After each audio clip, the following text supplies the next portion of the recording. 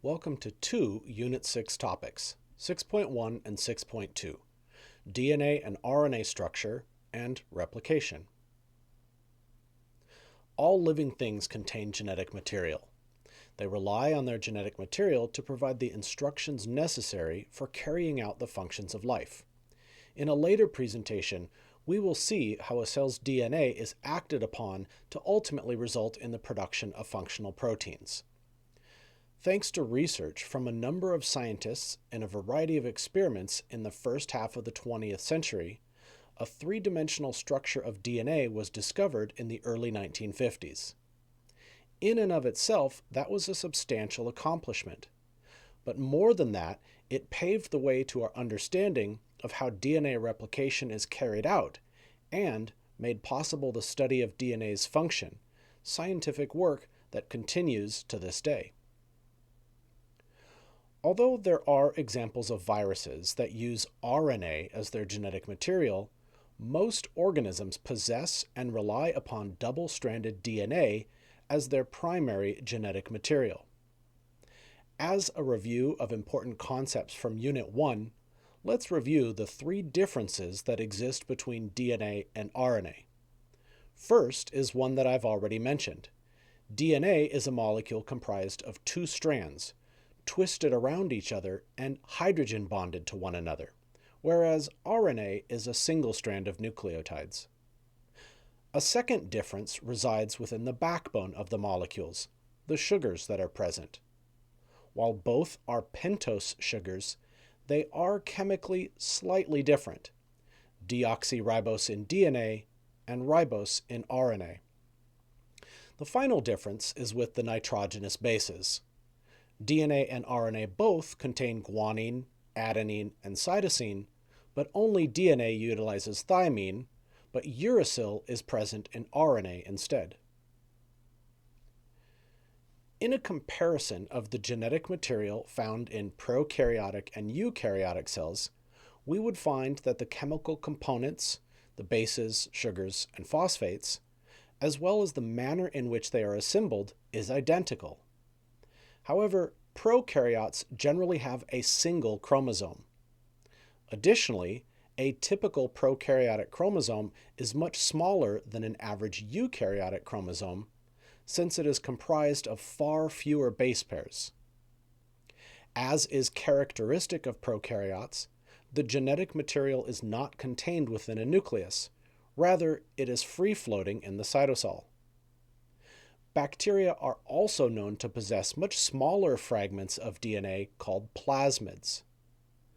Plasmids are separate from the chromosome and, depending on the bacterium's phenotype, can be replicated and transferred to other bacterial cells in a process called conjugation. One critically important difference between prokaryotic DNA and eukaryotic DNA, and this is true of both bacterial chromosomes and plasmids, is that the genetic material is circular, meaning that it loops back onto and is connected to itself. In contrast, eukaryotic cells store multiple linear chromosomes within the nucleus. Eukaryotic chromosomes are complexly packaged, with the DNA itself wrapped around complexes of proteins called histones.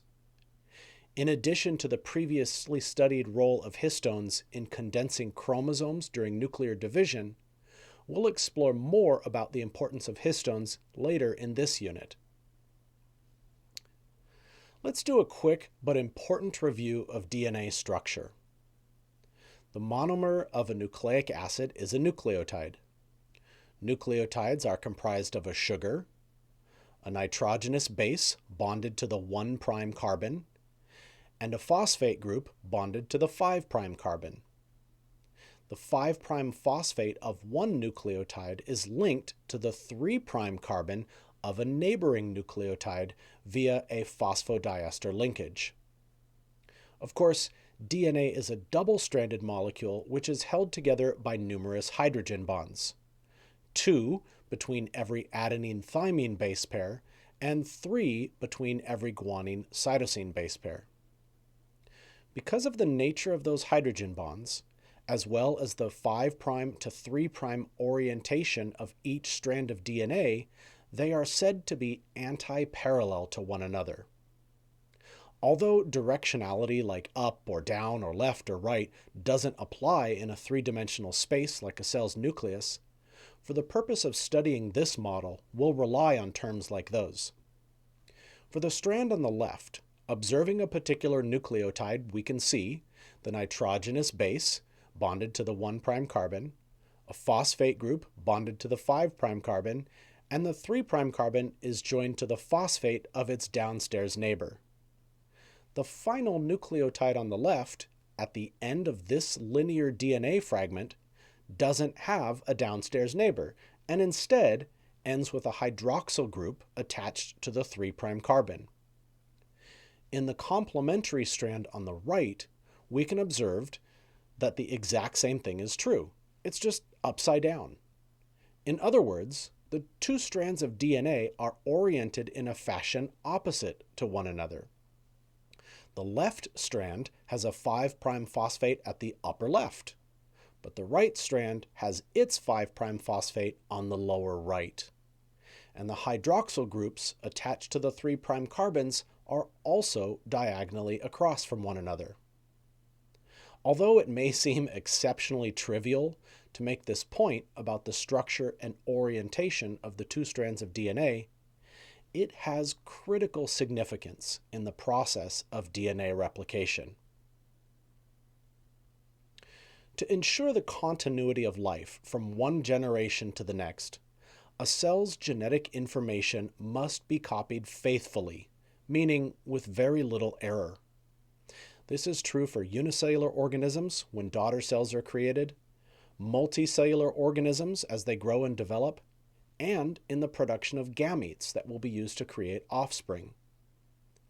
One of the factors in the discovery of the structure of DNA that made it so monumental was that it included a proposition on how DNA is replicated.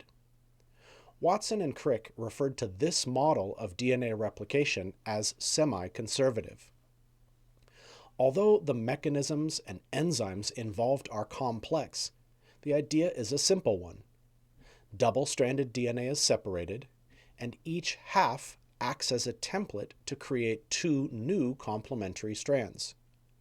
The result is two identical double-stranded molecules of DNA in which each molecule is 1/2 original DNA and 1/2 newly copied DNA. Semi-conservative, half saved. Now, let's take a look at DNA replication in much greater detail. The process involves more than a dozen enzymes, each with their own specific task to accomplish, but we're only going to study the action of a few of those enzymes. Some of the enzymes that will be listed momentarily are actually groups or families of enzymes. The enzymes that we'll be seeing in action coming up include helicase, single-stranded binding proteins, topoisomerase, primase, DNA polymerase, and ligase. The collective action of these enzymes is impressive in both efficiency and accuracy. A typical human cell can accomplish the replication of 3 billion base pairs, which would mean 6 billion new nucleotides in about 1 hour, with only 1 error for every billion nucleotides. Before we begin exploring the step-by-step process, it is important to keep in mind that for eukaryotic organisms with multiple chromosomes, replication of those chromosomes would be taking place simultaneously. Multiple copies of each of the enzymes participating in the process make this possible. The process begins with helicase. It is the responsibility of multiple helicase enzymes to unwind the double helix and begin separating the two complementary strands by disrupting the hydrogen bonds holding them together. The locations at which this occurs are referred to as origins of replication. This forms replication bubbles, each of which has 2 replication forks, one on either side of the bubble. It is the task of the next two enzymes to stabilize the physical structure of DNA and these replication bubbles to allow the copying process to begin. Unwinding the double helix puts physical strain on the covalent bonds of the molecule. Topoisomerase acts to relieve this torsional strain in DNA specifically by removing coiling and tightening up that occurs in front of the replication fork due to helicase's action. Since the hydrogen bonds that were holding the two complementary strands of DNA together are nothing more than attractions due to charge differences, single-stranded binding proteins keep the two halves separated, preventing them from reforming those hydrogen bonds and closing back up. DNA polymerase is actually a family of enzymes tasked with carrying out different stages of DNA replication as well as its repair. Although they are responsible for doing most of the work of DNA replication, because of the manner in which it functions, there are two interrelated issues that must be addressed before it can begin its work. First, DNA polymerase requires an available 3' hydroxyl to perform a dehydration synthesis reaction on an already existing strand of nucleotides. In other words, DNA polymerase is incapable of initiating the construction process. An enzyme called primase solves these issues. Primase is a type of RNA polymerase and constructs a small, temporary stretch of RNA nucleotides, called the primer, in the 5' to 3' direction.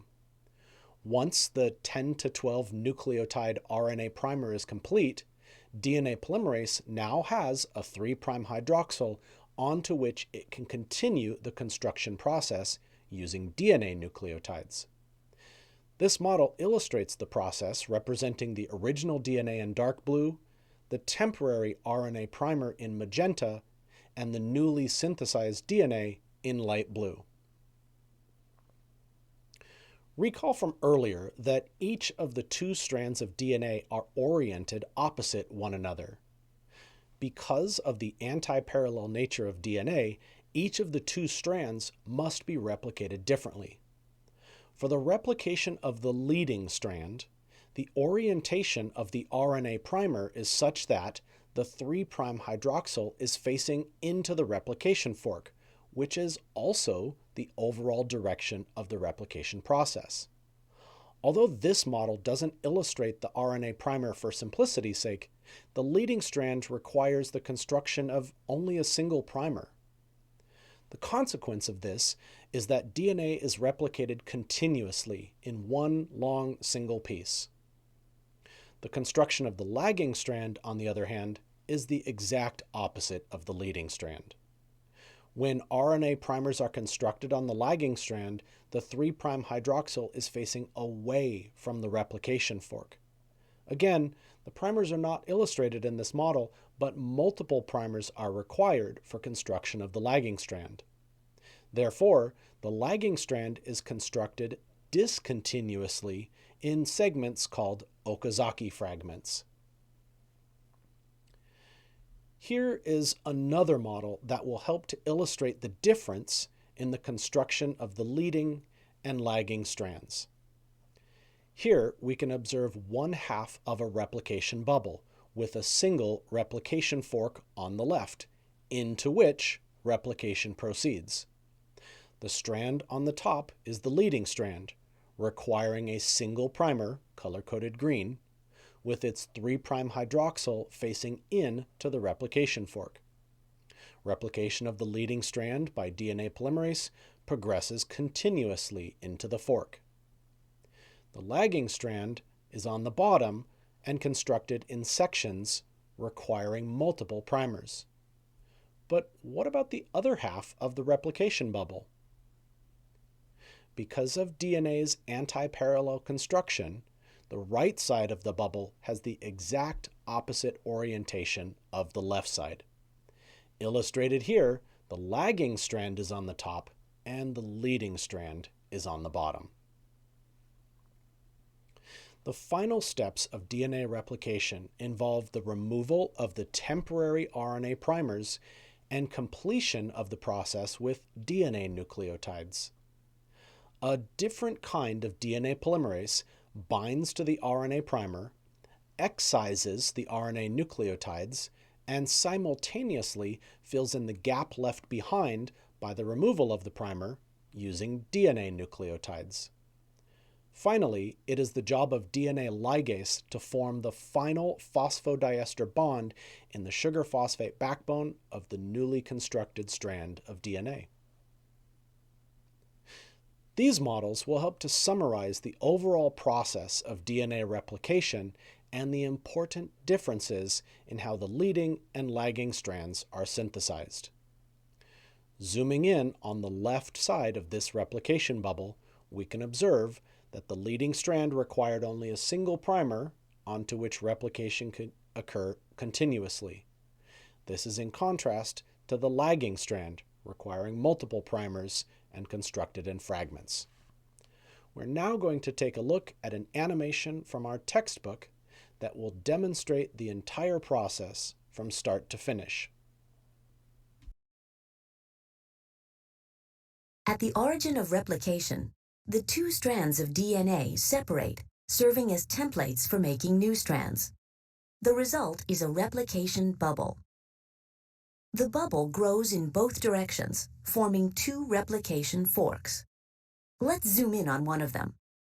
Many proteins work together at the replication fork. Only some are shown.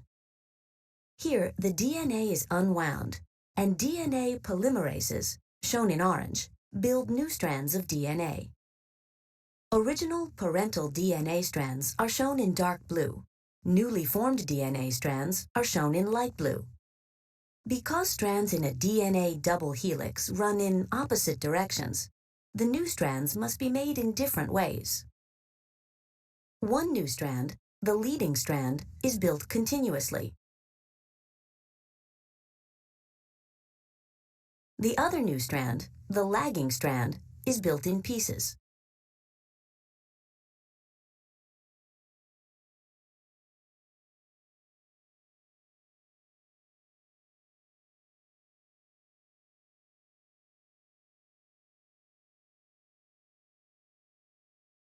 First, let's focus on the leading strand. DNA polymerase builds a new strand of DNA by adding DNA nucleotides one at a time. Each new nucleotide must pair up with its complementary nucleotide on the parental strand. Adding new nucleotides works the same way on both the leading and lagging strands.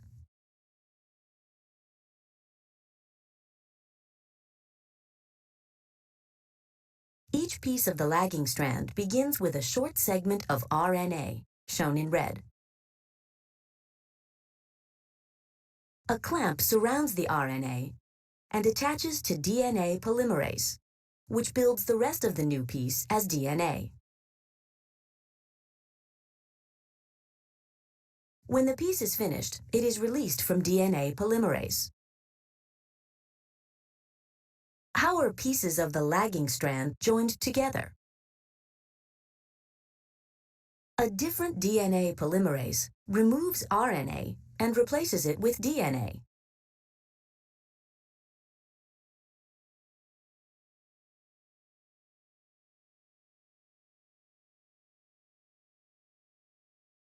However, it cannot finish connecting the pieces.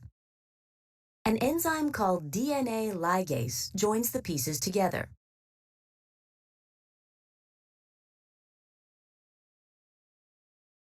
Growth of the leading and lagging strands continues on both sides of the replication bubble until there are two identical DNA molecules.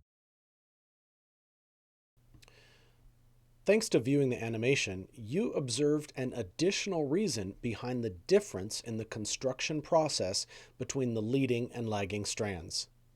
The two DNA polymerase enzymes, one on the leading strand and one on the lagging strand, are not independent of one another. In fact, they are linked together in what's referred to as a dimeric complex. So, As the DNA polymerase working on the leading strand progresses into the replication fork, the DNA polymerase working on the lagging strand to which it is physically connected must also move in that overall direction. Because eukaryotic chromosomes are linear, the ends of them must be replicated through a special process, and this model illustrates the need for it. When the RNA primer at the end of the leading strand is removed, it exposes a 5' phosphate onto which DNA polymerase cannot build. Therefore, a primer-sized gap remains, effectively shortening the chromosome. Each time a eukaryotic chromosome undergoes replication, the gap increases by the size of another primer. This explains why the ends of linear eukaryotic chromosomes, called telomeres, are sacrificial. The protein encoding, genetic information carrying regions of eukaryotic chromosomes are present in the interior of the chromosomes. As you can probably predict, eventually, the size of the gap at each end of the chromosome will have grown so large that the telomeres are eroded and the protein coding region is threatened. A scientist named Leonard Hayflick at the Wistar Institute in Philadelphia demonstrated that cells can replicate and divide their DNA a finite number of times. Once they reach this so-called Hayflick limit, they enter a non-dividing phase of their life called senescence, which is followed by cellular death.